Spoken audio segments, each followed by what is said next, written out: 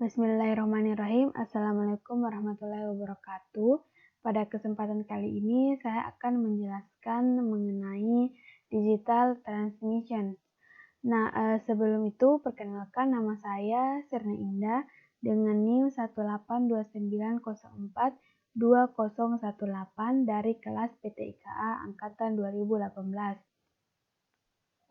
Langsung saja, materi pertama yang akan saya jelaskan adalah digital to digital conversion.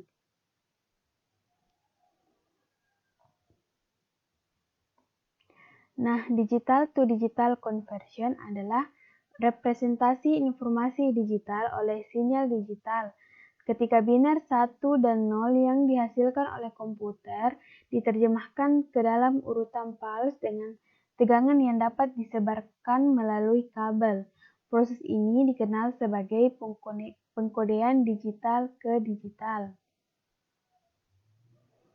Selanjutnya adalah line coding.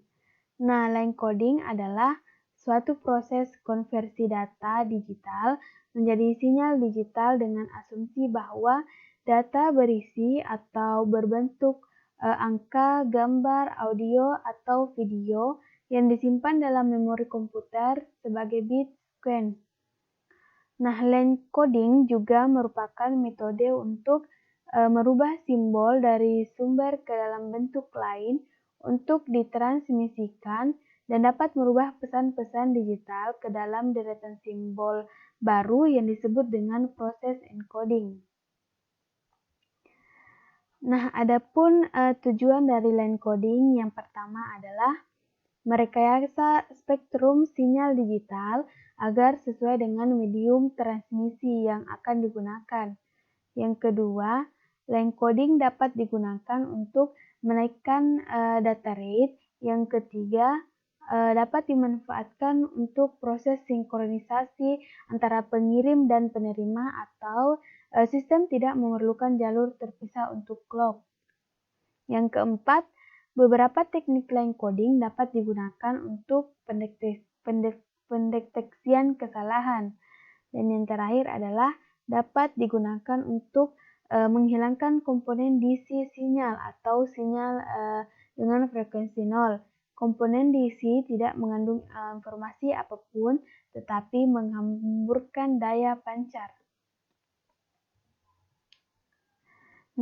Adapun beberapa hal yang harus diperhatikan dalam mengetahui karakteristik line coding. Yang pertama yaitu elemen dan elemen sinyal.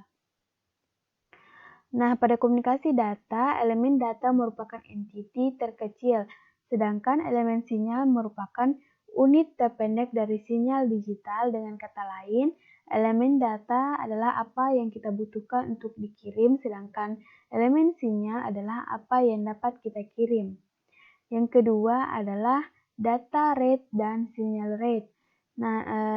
Data rate adalah sejumlah elemen data dalam unit BPS atau bit per second, sedangkan sinyal rate adalah sejumlah elemen sinyal dalam satuan unit baud.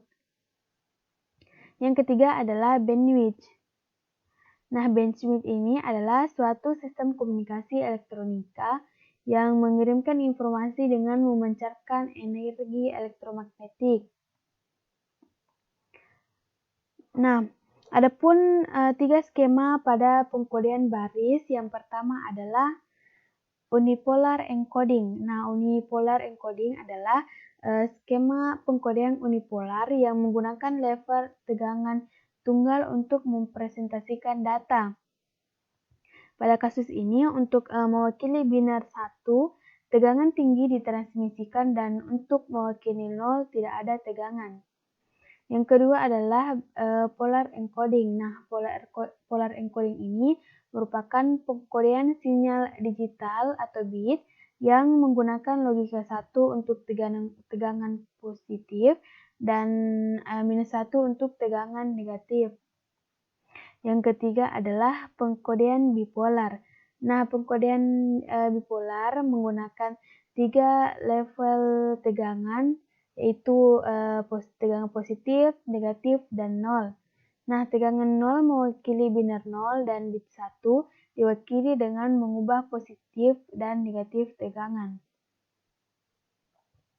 Selanjutnya adalah scrambling.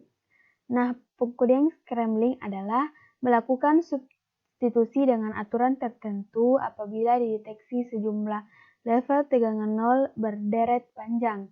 Nah, pada dasarnya teknik scrambling ini adalah pengkodean AMI atau Alternate Mark Inversion dengan modifikasi apabila dideteksi level tegangan nol berderajat panjang. Nah, materi selanjutnya yaitu analog to digital conversion. Nah, apa sih analog to digital conversion itu? Nah, analog to digital conversion adalah perangkat elektronika yang berfungsi untuk mengubah sinyal analog atau sinyal kontinu menjadi sinyal digital. Nah, perangkat analog to digital converter ini dapat berbentuk suatu modul atau rangkaian elektronika maupun suatu chip IC. Nah, ADC berfungsi untuk menjembatani pemrosesan sinyal analog oleh sistem digital. Nah, ada 4 proses utama pada sistem pulse code modulation. Yang pertama adalah pengkodean. Nah, pengkodean adalah proses mengubah atau mengkodekan besaran amplitudo sampling ke bentuk kode digital binar. Yang kedua adalah kuantisasi. Nah, kuantisasi ini adalah proses menentukan segmen-segmen dari amplitudo sampling dalam level-level kuantisasi.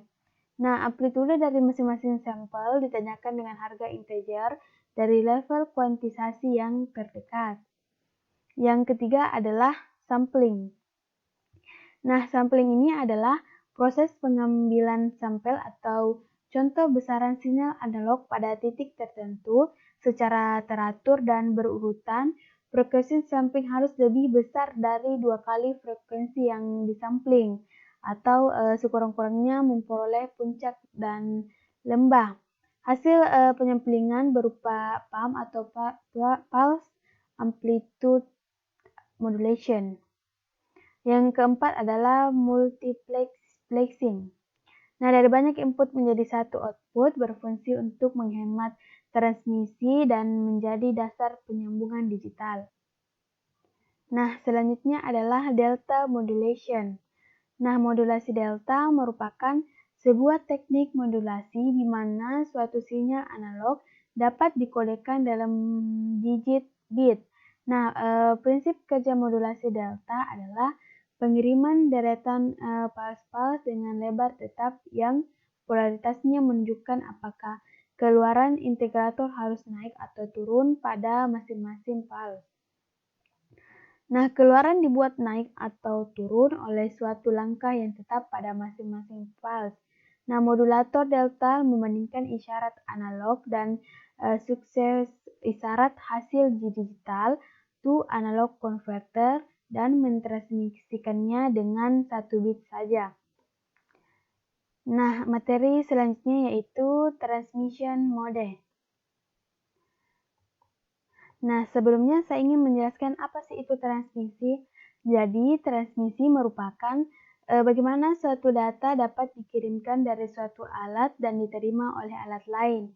Nah, transmisi memperhatikan pembuatan saluran yang dipakai untuk mengirim informasi serta memastikan bahwa informasi sampai secara akurat dan dapat diandalkan.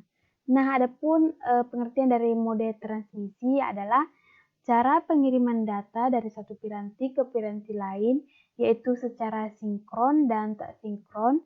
Nah, mode transmisi ini mengacu pada beberapa mekanisme transfer data antara dua perangkat yang terhubung dalam satu jaringan. Nah, banyak juga disebut dengan mode komunikasi data.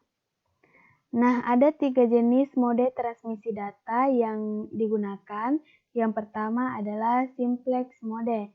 Nah, simplex mode juga sering disebut sebagai one way only.